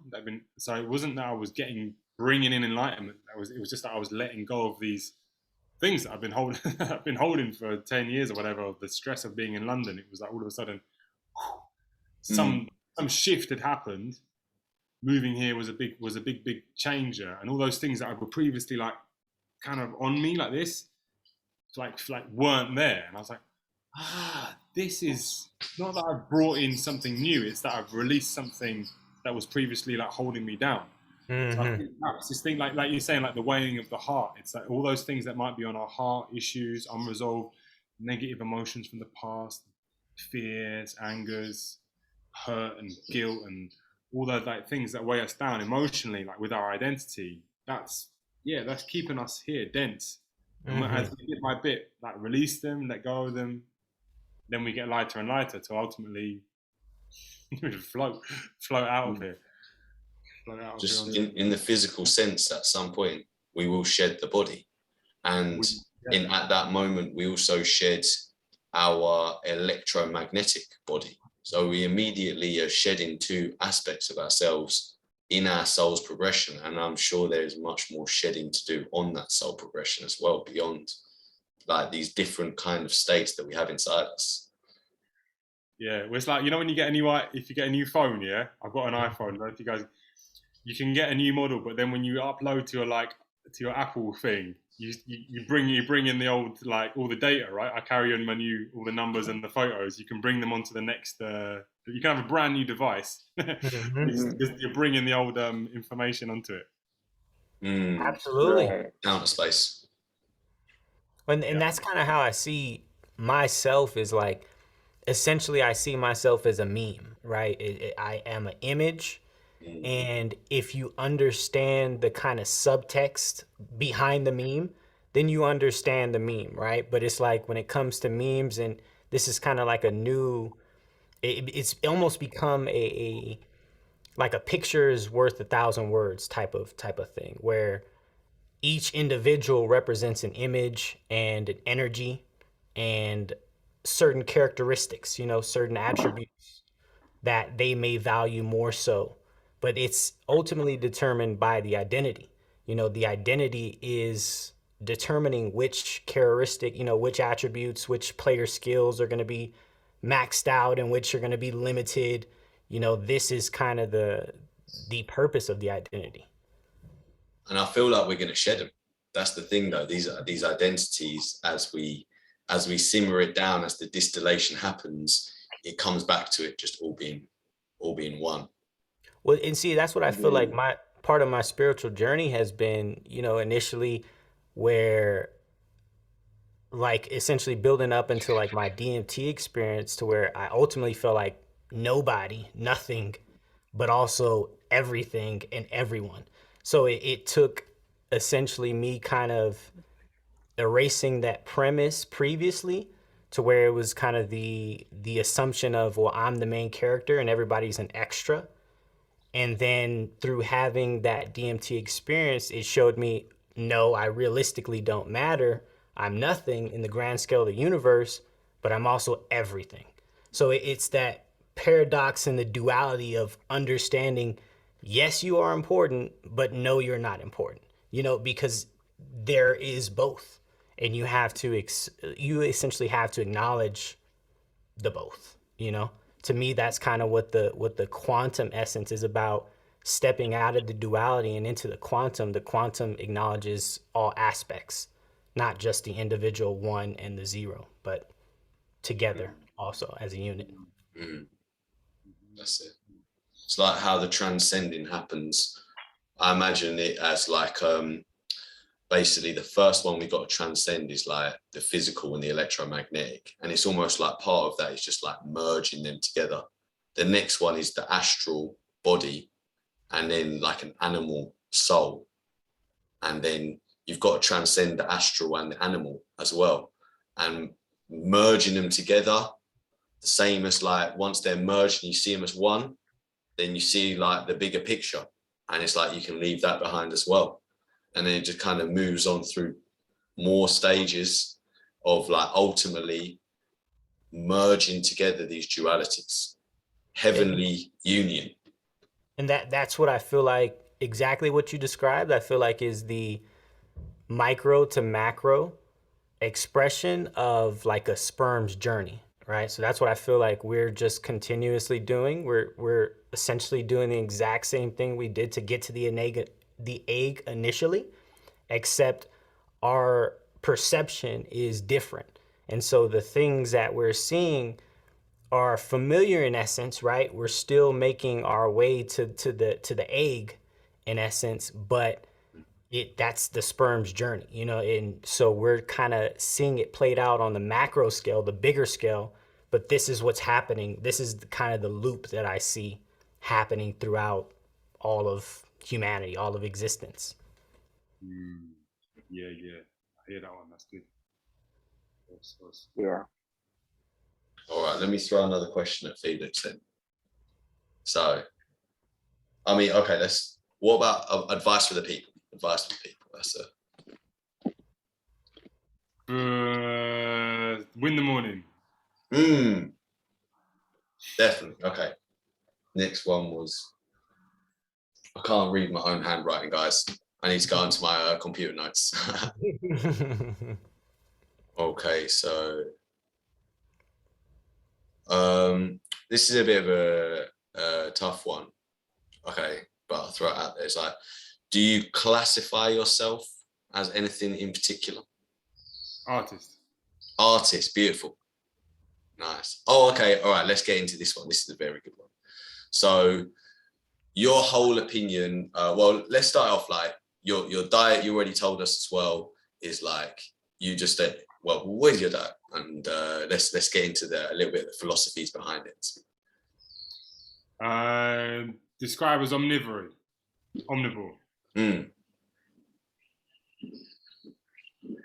Striving to be mindful, ethical, omnivore. So I like this kind of.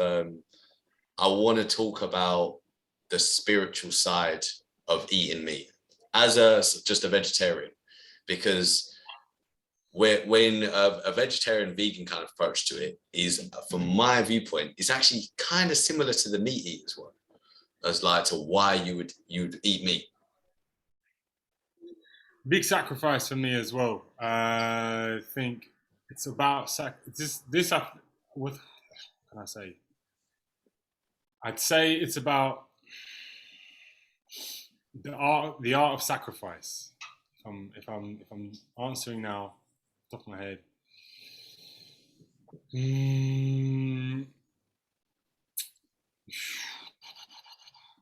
It's funny, yeah. Sorry, just to share as well.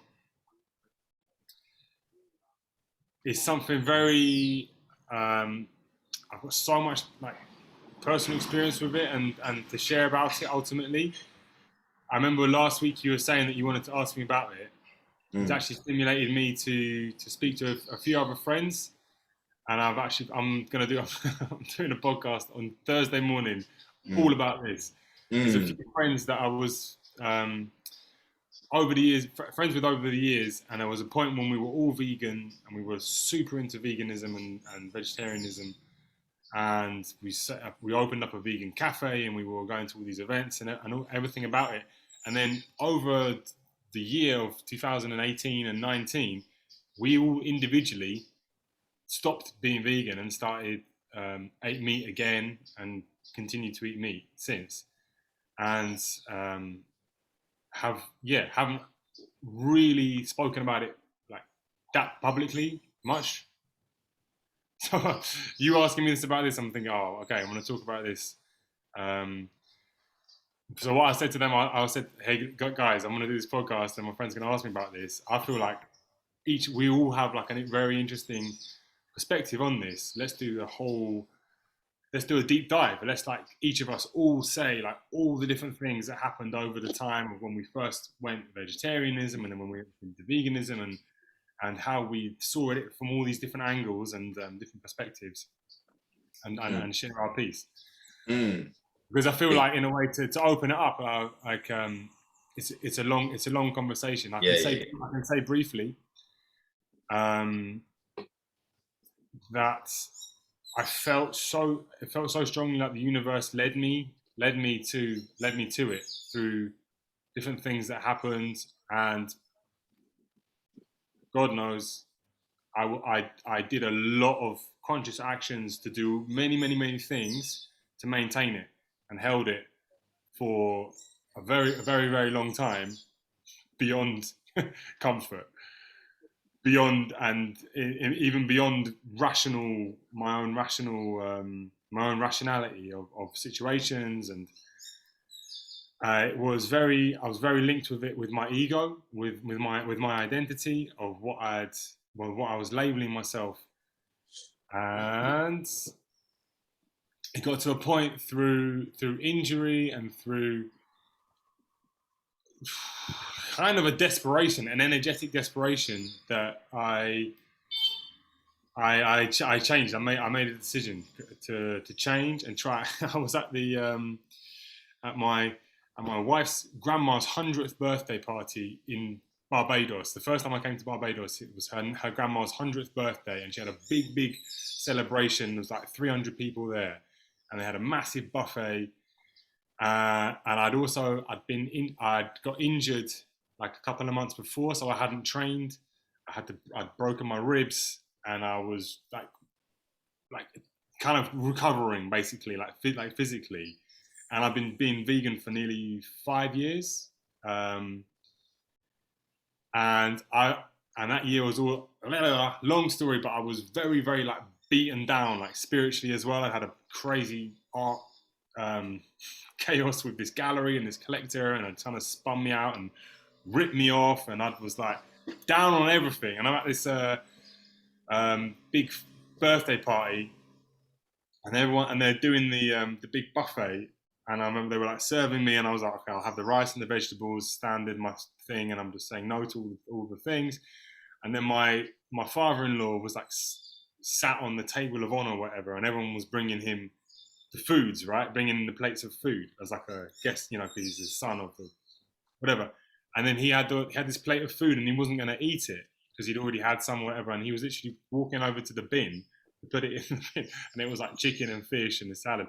And this just thing in me was just like, I need to eat that. That's part of me wants very much to eat that.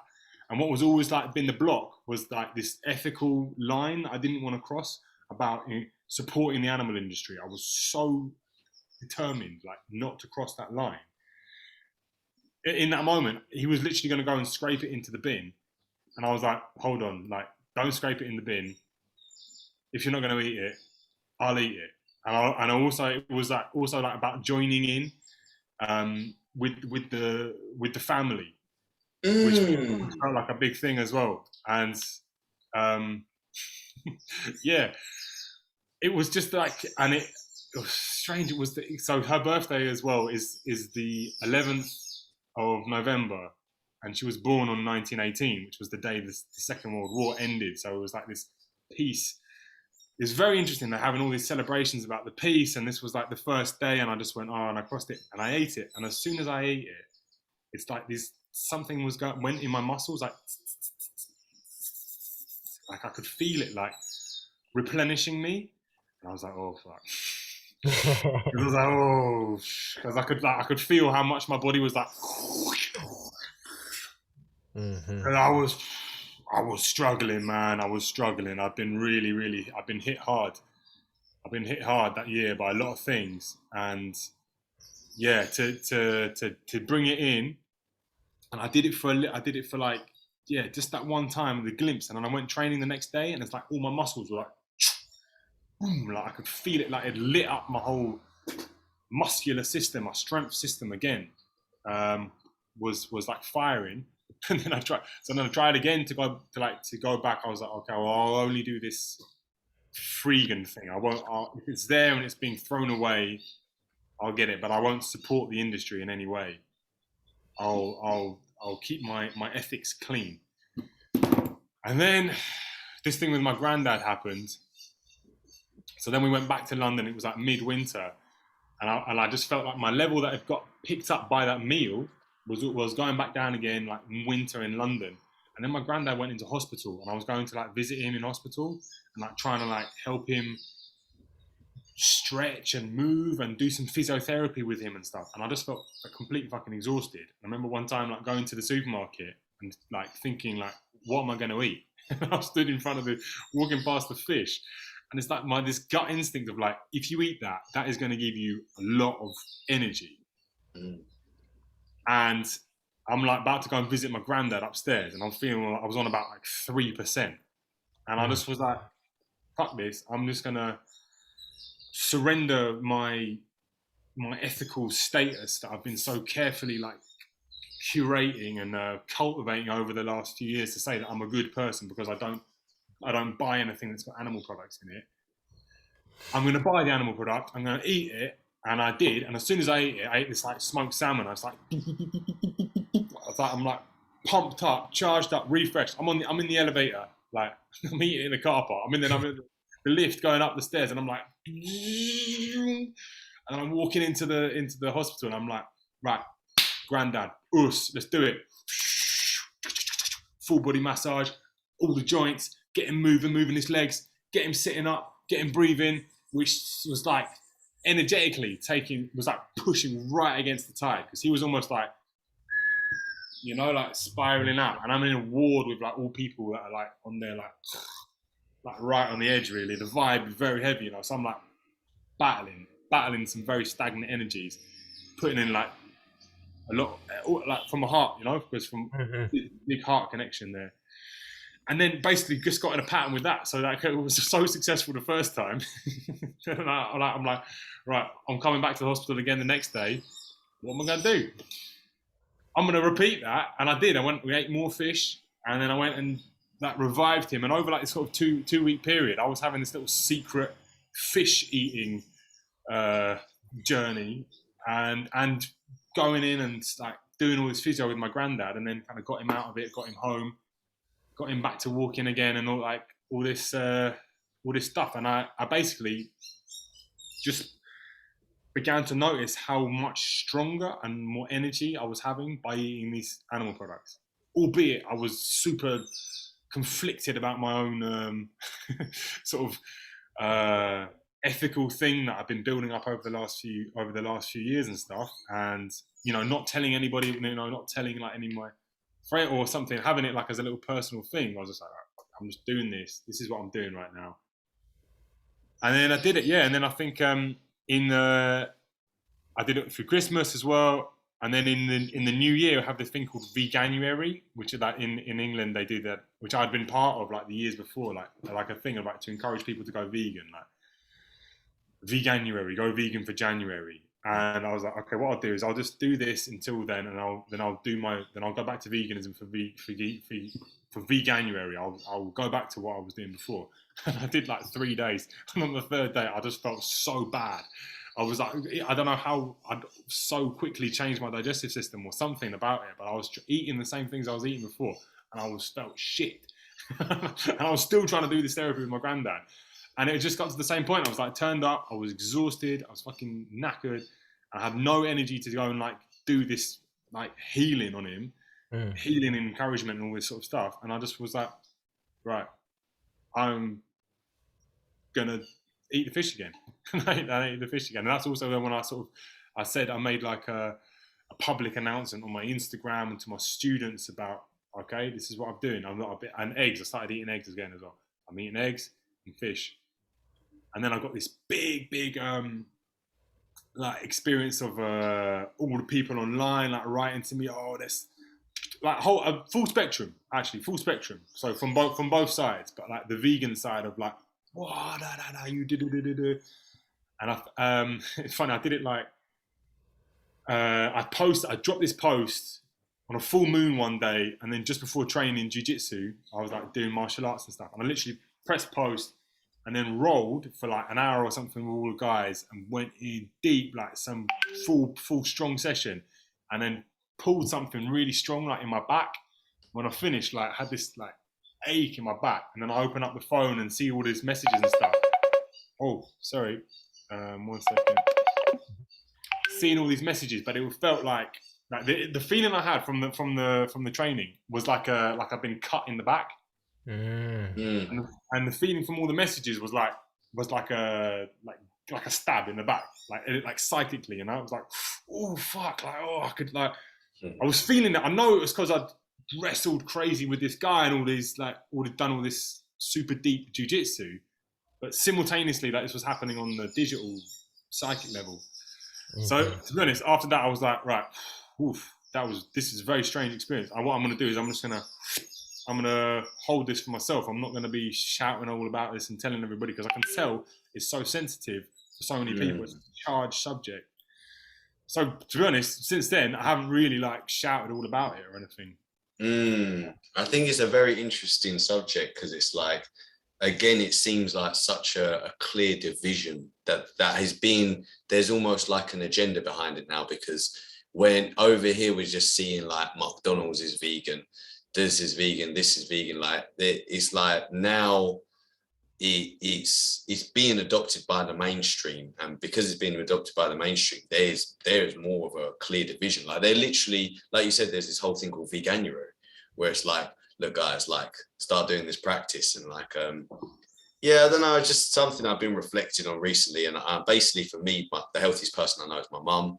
She basically eats fruit and nuts, like raisins and almonds, all through the day, but she'll eat anything. Cheese, chorizo, do you know what I mean, Spanish. And yeah, there's some kind of like lost balance in this Western culture that we're living in. That's like, yeah, I don't know, it's just, I think it's just about tuning into the body ultimately, because most of the people that I come across that have any type of disease or illness or anything, it typically comes as a result of them not paying attention to the precursors and the signs that led up to that. So it's like by the time the disease manifests in the physical sense, all the precursors and the stops that could have been taken before, well, now it has to get escalated because there wasn't that kind of attention paid to that small tingle or that small, that small pain. And so it's like a lot of times when we get caught up into just the cycle of just going, productivity, right? Get into a productivity loop, we can kind of disregard these subtle signs that the body is ultimately giving us. And I feel like that's where the largest disconnect comes from, because for instance, if you eat something and it makes your body feel alive and invigorated, right? But everybody in society says you're not supposed to eat this. Well, then you have a moral conflict. You have this moral dilemma of, well, do I choose what is socially correct, or do I choose what my body is responding positively to?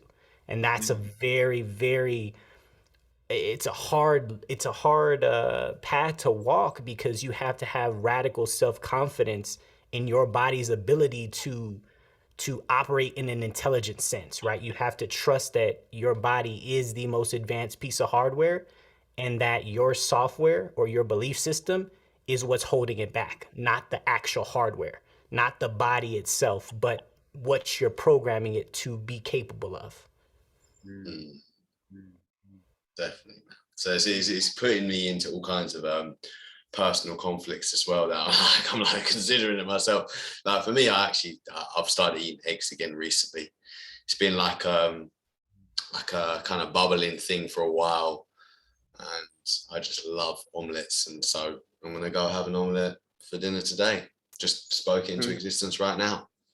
You know what I mean? Yeah, I think people just need more compassion when it comes to things like that, because again, nobody knows, ultimately. So to me, the best gauge you have is how you feel ultimately, So it's like if you eat something and then you have a massive crash, this is what I noticed when like I would eat super greasy or fast food. Certain fast foods would essentially shut me down, and I would want to go into take a nap and just really low energy.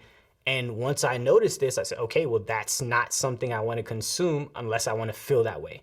Regardless on if it's quick, if it's easy, if it's convenient, if I don't want to feel that way, I'm not going to consume that fuel, and it's just a matter of understanding what fuels you, because again, it's going to be different for everybody.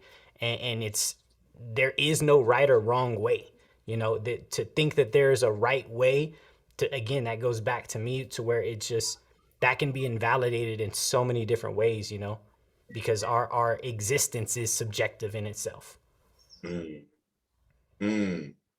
Yeah, beautiful. I'm so gassed on that discussion. I think it's the big one. Yeah, bro. Beautiful. Well, sorry to put this one out there, but I've got to go and collect my daughter at some point soon. I just got my little little voice from my little elf on my shoulder was like, "Hey, Yeah.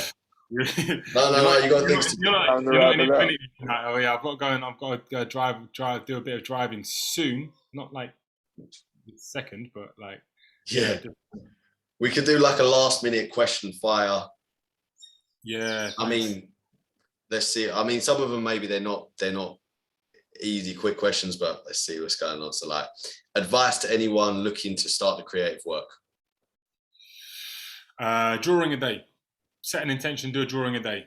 Beautiful. Okay. Even if it's a minute, just something like have a diary, like a sketchbook diary, 1 page.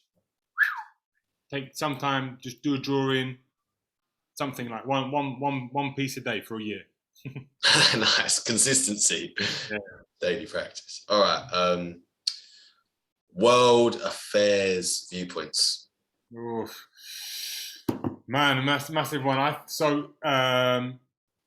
Stoney, what you said something about the duality was right on with what I'm thinking, like the good and the bad, like being in balance. So currently, if we look at the world news, terrible news, all over the world news. But I had a big thought about it this week recently about it. Okay, if the world's in balance, the worse the news that we see on the media must mean that the better the news that we don't see is also simultaneously. So there's like they're both things are increasing. The good stuff is getting better, and the bad stuff is getting worse in the duality of good and bad or whatever. But it was fucking surreal, man. Had the 222, the 2222. Yeah, for me, like a real powerful, positive day, and so much good stuff happening in the world. Hearts and souls awakening, all this information that's spreading around, and all the technological breakthroughs that are happening. On the counter side, there's a whole fucking war going on in many places in the world, and there has been a war going on since history began. Mm-hmm. So it's not like the war's just begun. The war's since we can remember, there's been war. So yeah, new. It's like, okay, so it's like seeing them both at the same time, and this is why I get more like the middle path. I'm getting more understand why they talk about the middle path and equanimity. 15, 60, whatever years later since meeting the teachings of equanimity of the Buddha, who talk about the middle path, never too happy, never too sad, like walk in the middle, aware, not craving the pleasant, not averting the unpleasant, being balanced. I remember first being like, no, I want to, why wouldn't we want to make things nice and we want to be happy, right? We want to da-da-da. But it's like, yes, it is, but it's also, it's not, it's both. It's watch the news, see the war, know that there's also peace. There's exactly the same. That was my vision. I saw the whole world as a duality. I saw it equally. Nice, man. Right on. There's funny on that one, yeah. All right. Okay.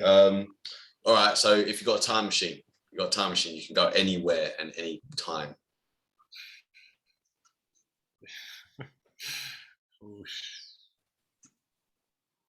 Right now, here. Hey, nice. Well played. You got the. All right.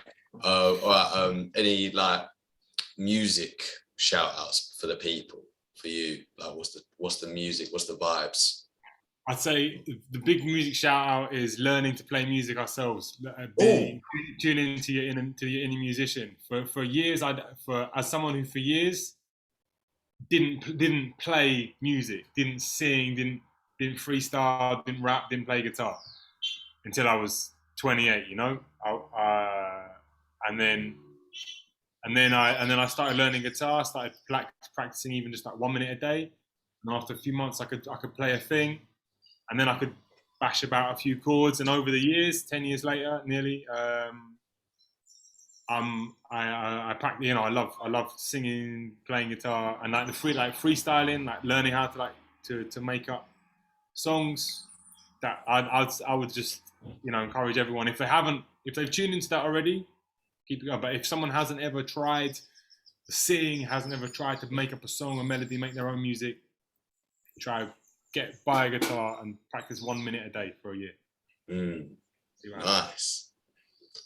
All right, well, you've extinguished my questions, mate. Brothers, what you said? Justin, Darian, what we got? Any questions for Felix? Blessings, my brother. Yeah, definitely sending the blessings and positive vibes. Yeah, it's been dope. Super awesome connecting today. No doubt. Yeah, it's been a big blessing, man. Really appreciate it. Thank you for the wise words, sharing the infinite wisdoms, stealing the infinite waters guy, diving deep. Yeah, he's good. Yeah, man. It's been Thanks, Ads. Great to meet you, Stoney, in the TV in space. I love it. That was a wicked image. That was a cool vibe. And Destruct. I see that you got the Matrix lines, and that says Destruct, right, in the code. Yep. Destruct and cursed. Yeah, that's what it says. Okay, awesome.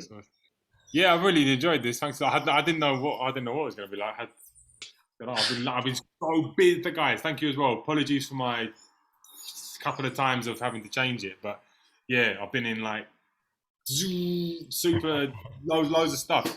And today I was like my first moment of like free up, and this was the right time to do it. So thank you very much. Bro, thank you for sharing your time, Absolutely. man. Thank you. Yes. All right, I'm gonna go drive across the island now. All right, brother. Have a good one. Yeah. Blessings of love, and I'll see you at the next one. Wuss. Blessings, brother. Wuss. Om Shanti, Namaste. God bless Felix. Namaste. Bro, that's from Felix. I robbed that off Felix. The Namaste, Famaste is straight from Felix. Yeah, that was good. All right. Well, I'm going to holler at you brothers in a minute. Yeah. I'm going to partake and stretch it out. All right, brother. Yeah. Guys, we're linking up tomorrow. If you guys are around, Mem's going to be on it. We're going to be on the astrology waves tomorrow. Yeah, I'm hyped for that. We're going to be in the stars. Same time, same bat channel. Same time. All right.